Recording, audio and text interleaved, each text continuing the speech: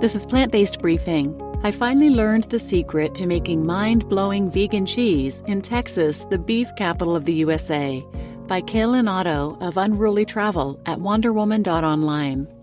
And I'm your host, Marian Erickson, and this is the curated content plant-based podcast where I narrate articles with permission on a variety of plant-based and vegan topics. Today's post is from a new contributor I'm excited to introduce you to. Calen Otto is a travel blogger, activist, writer, and podcaster who often settles near Asheville, North Carolina. They identify as queer and vegan, and they let these experiences come through and craft their work in many ways. Home for Calen is where their parents, partner, closest humans, and animal companions are. Calen finds home in their yoga practice and in the authenticity of others. When they're not writing, they often can be found jumping in the closest body of cold water, initiating an ecstatic dance party, or laying in the dirt soaking in the rays of the sun. Calen has traveled across the USA multiple times and has been to 5 continents. They plan on continuing to expand their travels and sharing their findings, stories, and travel knowledge with readers everywhere. And before we get to today's post, I wanted to continue giving shout-outs to listeners who are leaving me reviews. This one is the first one I ever received when I launched the podcast. And in full disclosure, it's from my teenage daughter, who, as you'll hear, doesn't mince words and gets right to the point. This is from Not That Me, This Me from the United States, and it says, "Great podcast. This is a great podcast, very informative for plant-based people or not." So thank you for that. And if you could take a moment to leave me a review, I'd really appreciate it. If you're not sure where to do that, you can go to plantbasedbriefing.com and click the button at the top that says Rate and Review the Podcast here. It'll take you to whatever review platforms are available to you based on the device you're on. So now let's get to today's plant-based briefing. I finally learned the secret to making mind-blowing vegan cheese in Texas, the beef capital of the USA, by Calen Otto of Unruly Travel at wanderwoman.online. When I was a kid, and I'm not so old now, only racking up 25 years of life so far, I decided to stop eating animals. I didn't know anyone who was vegetarian at the time, and the word vegan had never made its way into my world before. In 5th grade, while riding a subway with my mom on vacation, I looked down and saw a colorful leaflet on the seat next to me. I was a huge animal lover. I would spend my recess hunting for injured birds, bugs, and creatures, and even formed a group called the Animal Savers that I got others to join. So when this colorful leaflet had faces of various animals decorating the front, I just couldn't resist.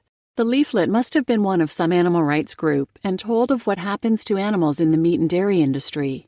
Although I had grown up on my grandparents' farm where they raised horses and slaughtered animals that we then ate for supper, I hadn't made the connection that the animals who I would play with out in the field all day were the same ones whose bodies would end up in my stomach. My mom helped me read the pamphlet, and right there and then I told her I would no longer eat animals anymore. Surprisingly, she just said, okay. I stuck to what I had declared, for the most part. All from 5th grade until high school, I went between being vegetarian and pescatarian, eating a diet comprised of a lot of cheese, bread, fruit, and whatever veggies I could be convinced to eat. By the time I hit high school, I was having severe stomach pain, diarrhea, and an upset stomach just about every day of my life. For someone who was social and athletic, it was not a good mix. My stomach problems, which seemed to have no cure, eventually spiraled into depression and anxiety. I went from doctor to doctor to try and figure out what was going on with me, but none offered up any solutions. They wouldn't even label it as IBS. It was a mystery to all. Looking back now, I have to laugh out loud because the answer to my problem was very simple. I was not a baby cow. So why was I consuming the breast milk that was created specifically for the babies of a complete other species of animal?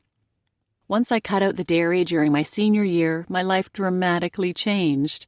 The stomach pains and upset stomachs were mostly gone, but the depression and anxiety from living how I had before never went away. Thanks, dairy industry. I've been living vegan for about 8 years now, traveling the world and consuming a vegan diet, and must say that cheese was one of the hardest things for me to give up in the beginning. Like many others, I was a self-proclaimed cheese lover. I ate blocks of cheese, grilled cheese sandwiches, and cheese sticks like it was my job. I couldn't imagine a world without my beloved dairy cheese, but I knew that I had to do it for the sake of my mental and physical well-being. When I switched to a 100% plant-based diet, there were no fancy vegan cheeses like there are today that I knew of. There was only the plain, dare I say gross, tasteless, and weird-smelling lactose-free cheese. Over the years, vegan chefs, cheesemakers, and food creators have paved the way for vegan dairy products, including cheese, and have produced some incredible outcomes.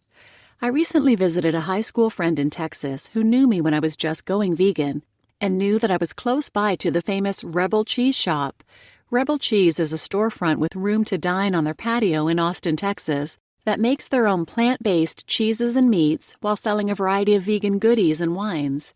After visiting the store, testing out some of the cheeses, having my taste buds tantalized, and reflecting on my own cheese journey, I got in touch with one of the owners to learn a little bit about their cheese-making process.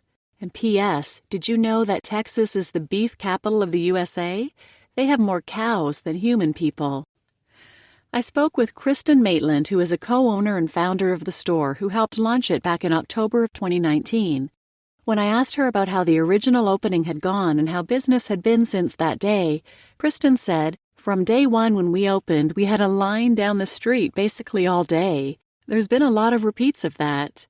I am constantly working on improving everything, especially the cheeses. I'm never going to stop testing. I'm never going to stop tweaking. I'm never going to stop looking for ways to make it even better. That's part of our business model, to constantly be innovating. That's really important to us." She told me that she receives messages and email from folks who visit from out of state who had heard about them before visiting. It seems that many people, just like me, have heard the good word of Rebelcheese and can't wait to try their offerings.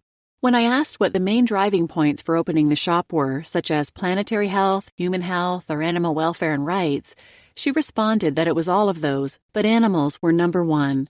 That was the genesis of the Kickstarter for them because they wanted to do more for animals. She said, "We did a lot of volunteering at sanctuaries, rescues, and places like that, but we didn't think it felt like much and wanted to do so much more.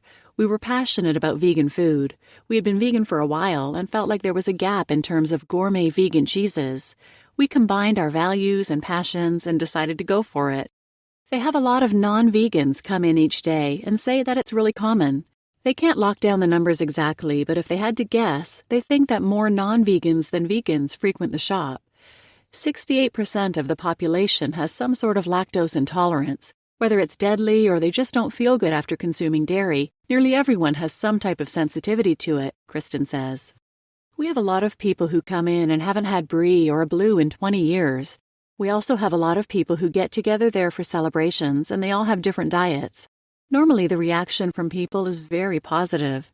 She told me that she had a man come in who didn't stop to look at any of the plant-based signs out front.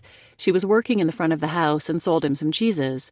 As she mentioned something about the cheese being dairy-free, he couldn't believe it. He thought it was a regular cheese shop, and he had no idea that everything inside was free of animal products.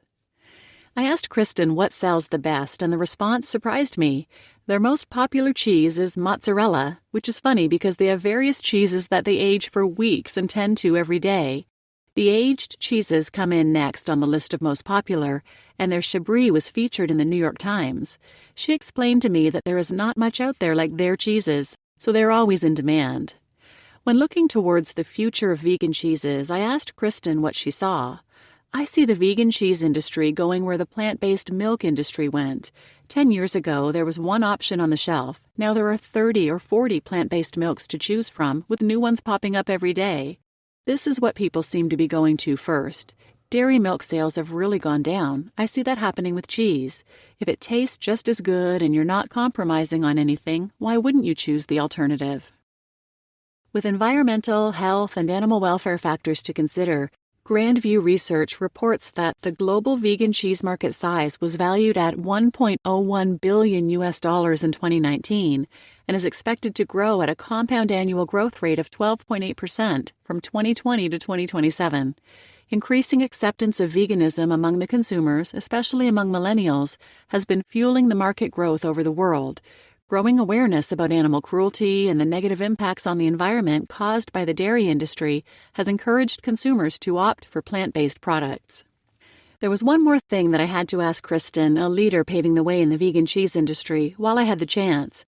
I needed to know what the secret was to incredible vegan cheese. During my visit to the shop, I had so far been to 5 continents, 34 states, and 18 countries, all while eating plant-based food on a budget without encountering vegan cheese as delicious as hers. She was kind enough to let me in on the secret and said, "It is a lot of being patient, and testing a ton is really what it's all about. Being curious, patient, having some grit, and being okay with failure is important. There will be some fails, but you have to learn from them.